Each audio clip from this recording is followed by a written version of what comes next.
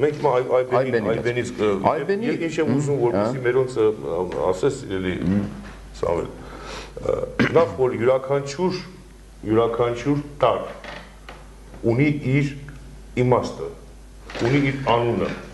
ոչ թե հեգումը, այլ անունը, սա շատ կարևոր է։ Եվ այս յուրաքանչյուր տարի ունեցած այս անունը, մի վարքյան եթե կարելի է, ասենք այս պարագային, ես կփորձեմ դա մատուցեմ հավաքական, ընդհանրական։ Շատ բարի, բայց մի բանը պիտի շեշտել, որ այստեղ այս պարագային տառը ունի իր որոշակի անունը եւ վերջ, դա չի փոխվում։ Այսինքն հարմարեցնելու խնդիր չի առաջացել այստեղ։ Շատ կարևոր է, սա շատ կարևոր է որ նշվի։ Դու բացատրիր թե բան ինչ ունի։ Ուրեմն մի քիչ ածանցվեմ անուղակի բաներ հաստատող, հետո այդ դաշտը ապահովելու, որպեսզի երկխոսությունը կայանա, որպեսզի նույն հարթության վրա մտածենք, պարոն Վարդան, բանը ինչու՞մ է։ Հայոց լեզուն հողագնդի վրա միակ լեզուն է, որով խոսելու ժամանակ մարդը ոչ մի մկան չի լարում։ Բնահունչ լեզու է։ Չկա այդպիսի լեզու, որ ինչ-որ հնչյուն կամ հնչյունների խումբ արտաբերելու ժամանակ մարդը որոշակի մկաներ չլարի։ Սա աշխարհի գիտնականների, լեզվագետների եզրակացությունն է, ոչ միայն իմ դիտարկումների արդյունքը, սա մեկ։ Հայոց լեզուն եւ հայոց գրավոր խոսքը մեկ սկզբունքի են համապատասխանում, մեկ հնչյուն, մեկ տառաձև, այսինքն ճանաչման պարագայում մարդը երբ որ լսում է խ հնչյունը, ինքը պատկերացնում է խ մարմինը, հնչյունի մարմինը, իդեմս տառաձևի, եւ ընդհակառակը, երբ որ տեսնում է խ տառը աչքերով, տեսողական զգարաներով, չէ՞, տեսողությամբ, նույն կերպ ինքը պատկերացնում է, լսում է այդ հնչյունը, այսինքն զգայարանները հաստատում են մեկը մեկին։ Այդ առումով ի տարբերություն այլ լեզուների, որտեղ նույն հնչյունին վերագրված են մի քանի բաղադրիչներ եւ այլն։ Եվ երբ որ հայերենում գրում ենք єդեմ, կարգաթվերի գումարը կազմում է 36։ Այսինքն єդեմ հասկացությունը, երևույթը կա աշխարհագրական єդեմ, դա հայկական լեռնաշխարհն է, Քուր, Արաքս, Տիգրիս, Եփրատ գետերի ակունքները, դա հայկական լեռնաշխարհն է, որտեղ ի սկզբանե ապրել է մեկ ազգ, դա հայ ազգն է, եւ єդեմը դա իմացական դրախտն է, որը հայոց այբեն է, որը ունի 36 տառ։ Բայց բարագային єդեմը փաստորեն եբրայերեն չի։ Ուրեմն, պարոն Վարդան, հիմա մենք զրուցում ենք մեկ բանի մասին, մեկ հարցը կրկնում եմ մտածված ես հարցը տալիս, իհարկե հուշելով ինչը, բոլոր լեզուների մեջ կա մեկ լեզու, որը Աստծոնն է, որը կատարյալ է եւ ինքը պահում է, պահպանում է։ Ինքը ընտրել է մեկ անոթ, դա հայ անոթն է, հայ տեսակն է, եւ վստահելով պահ է տվել մեզ իր խոսքը, իր լեզուն։ Եվ մենք հիմա խոսում ենք ենթալեզվով։ Հայերենը, որ բազում 50 ավելի բարբառներ ունի, եւ հիմա ունենք գրաբար, միջին հայերեն, աշխարհաբար հայերեն, հիմա էլ ունենք արևելյան, արևմտյան լեզվախոսություն, չէ, դաշտերային լեզուների։ Այդ լեզվի մեջ, մեր ենթալեզվի մեջ կա մեկ լեզու, լեզվամտածողություն, որը Աստծուն է, որը հաստատուն է, որի վրա ոչինչ իշխանություն չունի, ոչ ժամանակը, ոչ անձիկ, ոչ որիցի երևույթ։ Այսինքն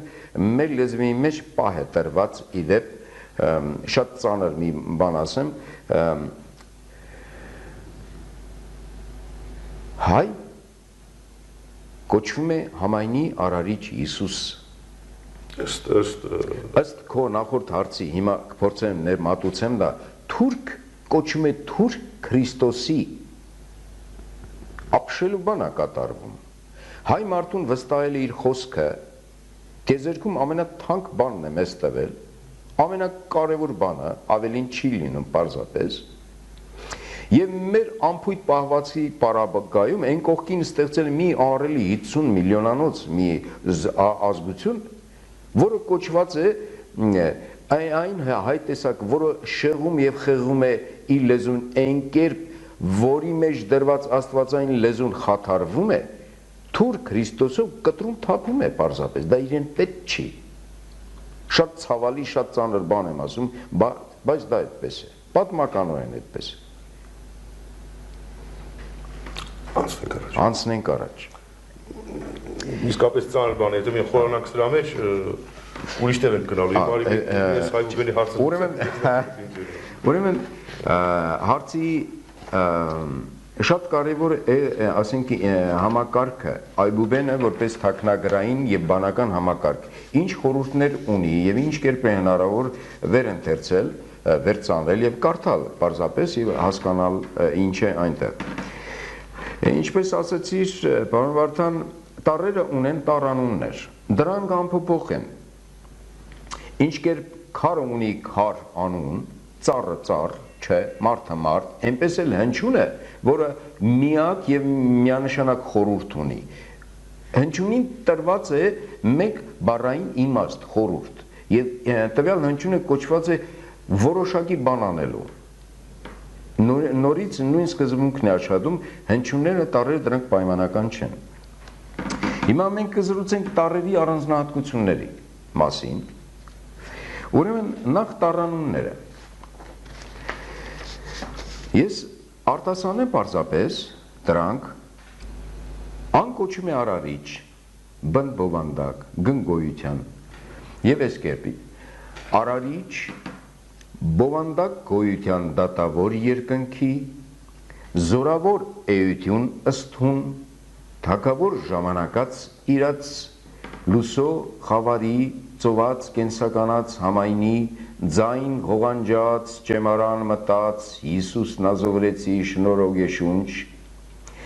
չարյաց պատաղիչ ջանադիր ռաբբի սուրբ վկայություն տեր ժոպեի ցանկալի ու փառ Քրիստոսի։ Ուրեմն սրանք հայոց այբենի տառանուններն են, որ Մեսրոպ Մաշտոցին երբ որ տրվեցին տառերը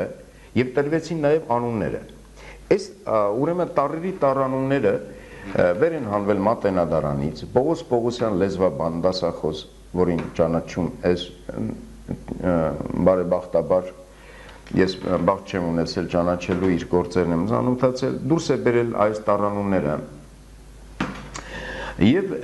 շարունակությունը երևի թե իմ եւ մնաց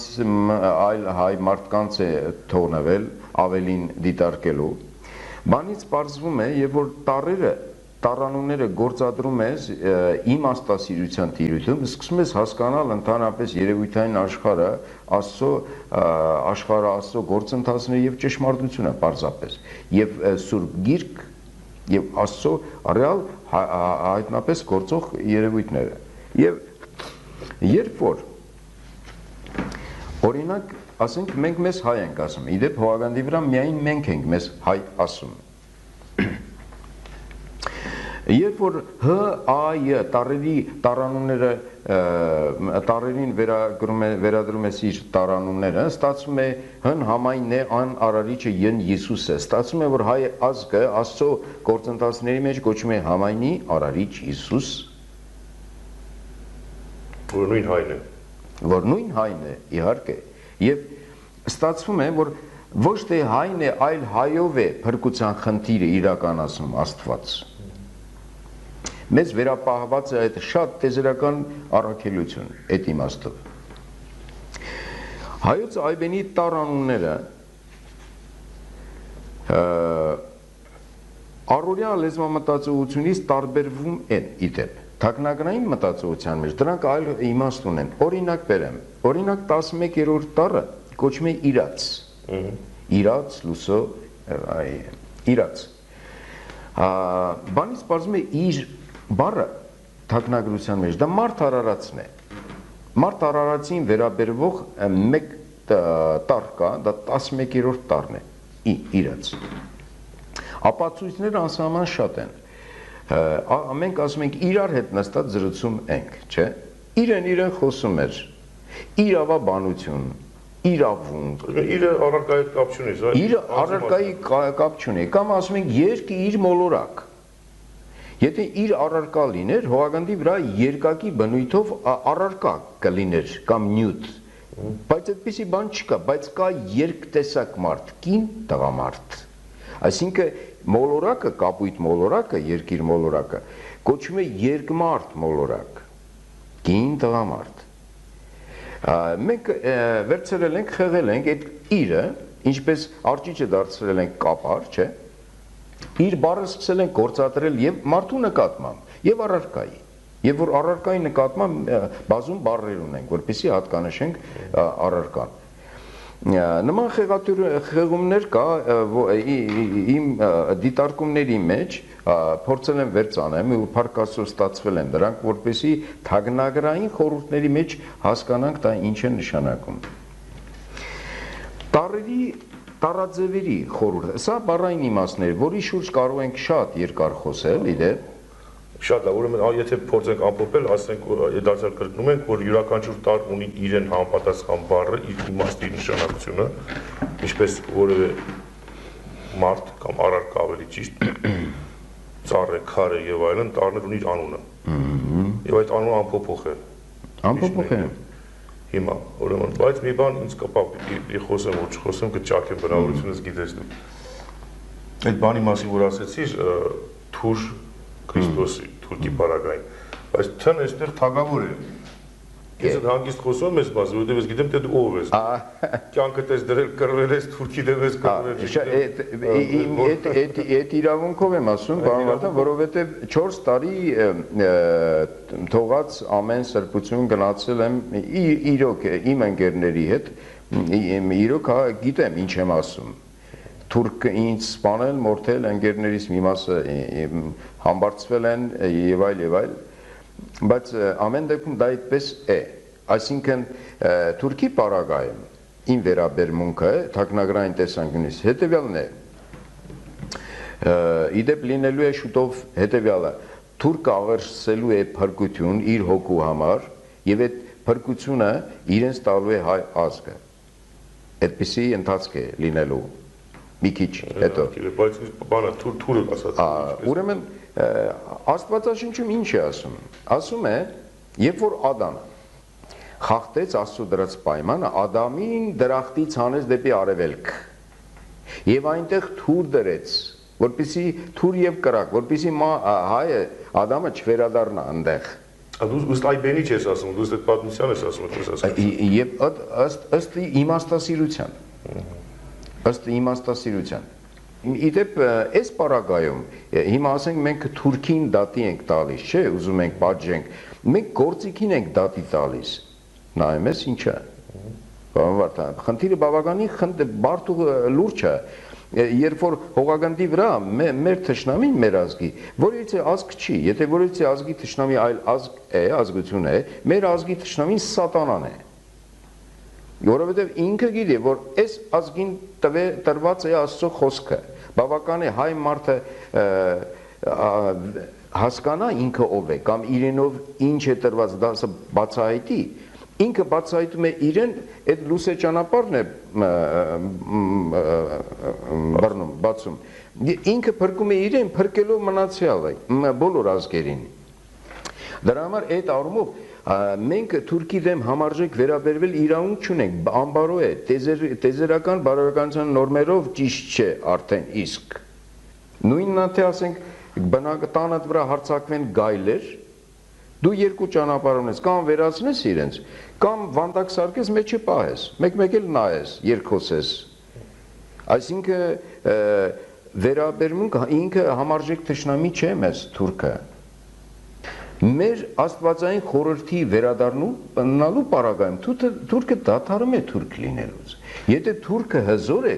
թուրք երևույթը, չէ՞ հողագնդի վրա, սա նշանակում է թուրք ինչքան հզոր է, մենք այդքան շեղված ենք մեր բուն խնդրից։ Հակադարձ համեմատական։ Հակադարձ միանշանակ, դա ինդիկատոր է, բավական է ամեն ինչ վերականգնի, սա նշանակում է մենք վերականգնել ենք մեր բուն խնդրի մեջ։ Սա որպես զինվորական, որպես հայր, որպես հայ մարդ, որպես հողագնդի մարդ, որպես մարդ արարած մտահոգ մարդ բոլորի համար Սա այդ իրավունքով եմ ասում իդեպ։ Ես գալիս եմ այլ բանի, այլ հաստատման, որ հայ մարդը այնպես է անտարբեր վերաբերվել ի վերուս տրվածին, ինքը իջել է գազանի մակարդակի հարաբերությունները, թույլատրել է, որ այսինքն չի կարևորել ի վերուստ ինչա տրված։ Եվ պարզապես սատանա կոչվածը ամեն մի անկատար երևույթ սատանայի զորքի մեջ է, սատանայի միջոցների մեջ է, նաև թուրքը, բնականաբար։ Բավական է մենք մեր զգոնությունը և մեր կարևորումը շեղեինք,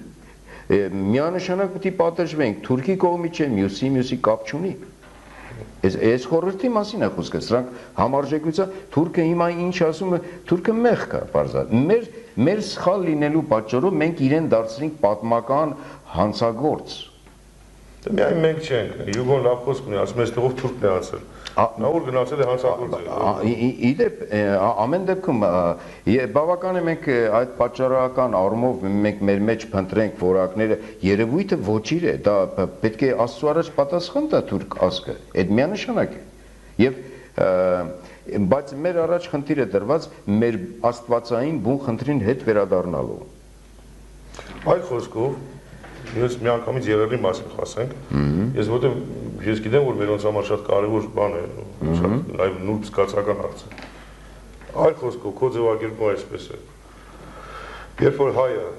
ի վերուս Աստծուց իրեն տրված շնորհները, որ միայն իրեն չի տրված, այլ տրված է մարդկությանը փոխանցելու համար նաև։ Միայն ծառայաբար թակավորելու։ Ծառայաբար թակավորելու։ Երբ հայը թերանում է այդ առաքելությունը կատարել, կամ երբ ինքը մոռանում է այդ արժեքը անգամ, որ իրեն տրված է, կամ որևէ ձևով թերանում է այս խնդրում,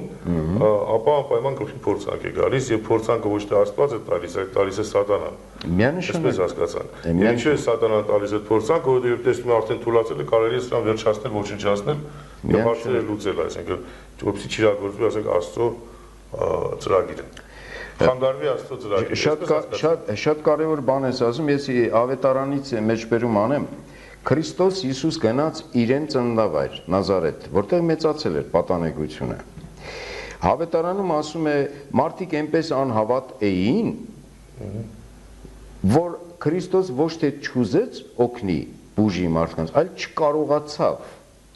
Այսինքն, եթե հավատի պարագան դադարում է, չէ, հավատալը թուլանում է կամ չկա դա։ Այդ դեպքում Աստված անգամ անզոր է օգնել մարդուն։ Սրա մասին է խոսքը։ Այդ դեպքում արդեն իրոք սատանայի ձեռքերը ձերբազատված են եւ ինքը գործում է դրա հակառակն էլ կա այն որ կինը փեշին է կողմ Քրիստոսի, ասում է հավատքդ քեզ փրկեց։ Միանշանակ դրանք պատմական Մանրախի չափ հավատքը կարող է սարը շարժել եւ այլն։ Դրանք իրողություններ են հաստատ։ Ձևակերպումը սա է, սիրելիներ։ Ըստ մեր սիրելի Սամվելի, որ երբ հայը հեռանում է իր արմատներից, այսպես ասենք, այն արմատը խնդիրն է։ Հեռանում է ինքնին արմատի մեջ տրված է եղել։ Մենք այսքան ժամանակ ասում ենք մեր արմատների մասին, ծագման եւ այլն եւ այլն։ Երբ հայը հեռանում է իր արմատներից,